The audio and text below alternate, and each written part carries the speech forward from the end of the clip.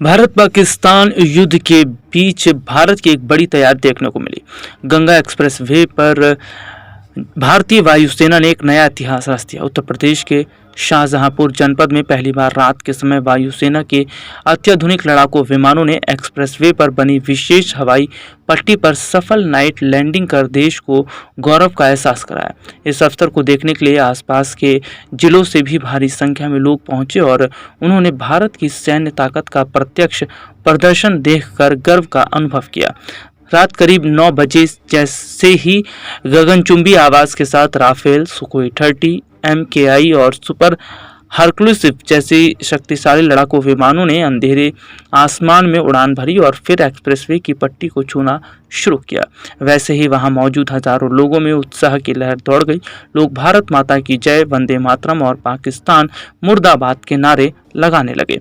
Night landing के बाद स्थानीय लोगों ने कहा कि यह दृश्य देखकर गर्व महसूस हुआ। कुछ लोगों ने कहा कि आज भारत की ताकत का प्रदर्शन पूरी दुनिया ने देखा है।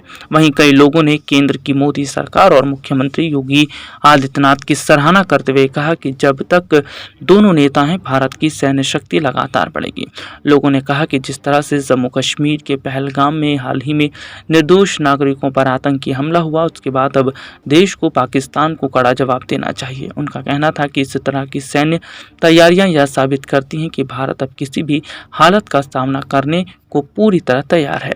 गंगा एक्सप्रेस वे उत्तर प्रदेश की एक महत्वाकांक्षी परियोजना है जिसकी लंबाई 594 किलोमीटर है और यह मेरठ से प्रयागराज तक फैला है।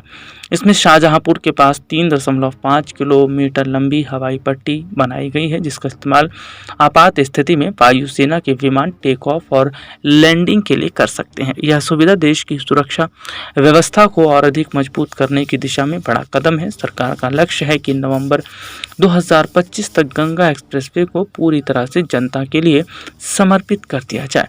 नाइट लैंडिंग जैसे अभ्यास इस बात का संकेत है कि यह एक्सप्रेसवे केवल यातायात ही नहीं बल्कि सामरिक दृष्टिकोण से भी अत्यंत महत्वपूर्ण